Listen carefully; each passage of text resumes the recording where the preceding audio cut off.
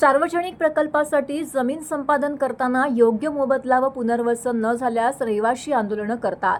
भूसंपादन कायदा 2013 नुसार जमीन संपादन प्रक्रियेमध्ये पारदर्शकता आणि बाधित व्यक्तींचे पुनर्वसन करणं अनिवार्य आहे। असं असताना देखील दिवा येथे एक अनुचित प्रकार घडत आहे। दिवा रेल्वे स्टेशन येथील पूर्व पश्चिम मार्ग जोडणारा जो उड्डाणपूल आहे तो रेल्वेच्या हद्दीपर्यंत पूर्ण झालेला आहे। पुढे तो प्रशासन आणि ठाणे महानगरपालिकेच्या अखत्यारीत येत आहे। तो उड्डाणपूल जिथे उतरणार आहे त्या सदर जागेमधून पुढे उड्डाणपूल जाणार आहे। मात्र येथे असणाऱ्या रहिवाशांना या संदर्भातला कोणत्याही प्रकारचा मोबदला दिला जात नाही।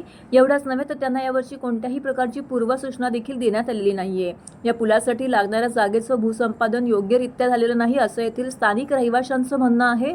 भूसंपादनाचे पैसे आत्ताच्या भावाप्रमाणे या ठिकाणी नागरिकांना देण्यात येत नाहीयेत। तसेच तेथील बाधित रहिवाशांचं योग्य प्रकारे पुनर्वसन करण्याबाबत देखील प्रशासनाच्या कोणत्याही हालचाली या ठिकाणी होत असलेल्या पाहायला मिळत नाहीयेत। याच पार्श्वभूमीवरती आज या ठिकाणी ही जागा सरकारच्या वतीने खाली करण्याकरिता काही प्रशासकीय अधिकारी दाखल झाले होते। मात्र यावेळी रहिवाशांनी या ठिकाणी एकत्रित येऊन आम्हाला आमचा योग्य मोबदला त्याचबरोबर आम्हाला आमच्या हक्काची जागा द्या अशी मागणी जी आहे ती या ठिकाणी केलेली आहे। ठाणे जिल्हाधिकारी कार्यालयातील अधिकाऱ्यांबाबत या ठिकाणी चर्चा करण्यात आलेली आहे।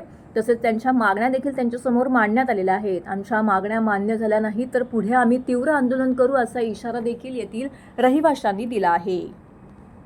जमीन आमच्या हक्काची नाही कोणाच्या बापाची। ते जे गव्हर्नमेंटने जो इथे जबरदस्तीने कब्जा करायचा प्रयत्न चालू आहे गव्हर्नमेंटचा, ही जमीन पूर्ण जमीन आमची आहे आणि ते ब्रिज बांधण्याचं काम 8 वर्षापासून चालू आहे, पण ते काही पूर्ण होत नाही आणि जमीन संपादन डायरेक्ट हे लोक बिना सर्वे विदाऊट सर्वे वगैरे अनधिकृतपणे हे लोक आमच्या जमिनी बळकावण्याचा प्रयत्न करत आहेत। आणि आम्हाला फक्त आमचं एवढंच मागणं आहे की ही जमीन आमची आहे आणि आम्हाला त्याचा मोबदला मिळावा। आणि जे गव्हर्नमेंट जबरदस्ती करत आहे या जमिनी संपादन करण्यासाठी त्यांना आमचा पूर्ण विरोध आहे आणि त्याच्या अगेन्स्ट आम्ही आंदोलन उभं करणार आणि कोर्ट कचेरीमध्ये पण आमचं पूर्ण प्रोसेस चालू आहे या विषयक। तर आम्हाला फक्त एवढंच म्हणणं आहे की गव्हर्नमेंटने आमचा पूर्ण मोबदला आम्हाला जमिनीचा द्यावा, नाहीतर आम्ही ही जमीन त्यांना देणार नाही आणि त्याविषयक आम्ही जे काही करायला लागेल ते आम्ही सर्व काही करू।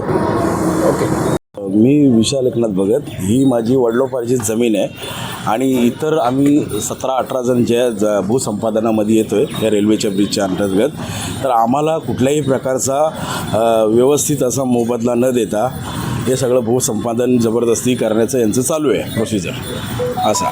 त्याच्यामध्ये यांनी कुठल्या प्रकारची सिटी सर्वे केलेली नाही आहे। आम्हाला विश्वासात न घेता त्या जागेचा बाजारभाव जो आहे तो अतिशय कमी प्रमाणे, आता सध्याचा माझा जमिनीचा जो बाजारभाव आहे ते गुंठ्याला कमीत कमी 3 CR आहे 1 गुंठ्याला।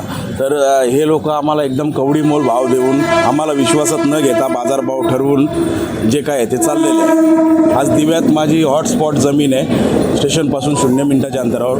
मला माझ्या परिवाराला आता उदरनिर्वाहाचं साधन आता ही एकच जमीन आहे, त्याच्यामुळं आता आम्ही या गोष्टीसाठी संघर्ष करतो आहे। कारण त्यांच्याकडे डिमार्केशन केलेला नाही आहे जमिनीचा आणि कुठल्याही प्रकारचा अधिकृत प्रोसिजर न करता आम्हाला दडपशाही करून ते जमिनीचा ताबा घेण्याचा प्रयत्न करतात।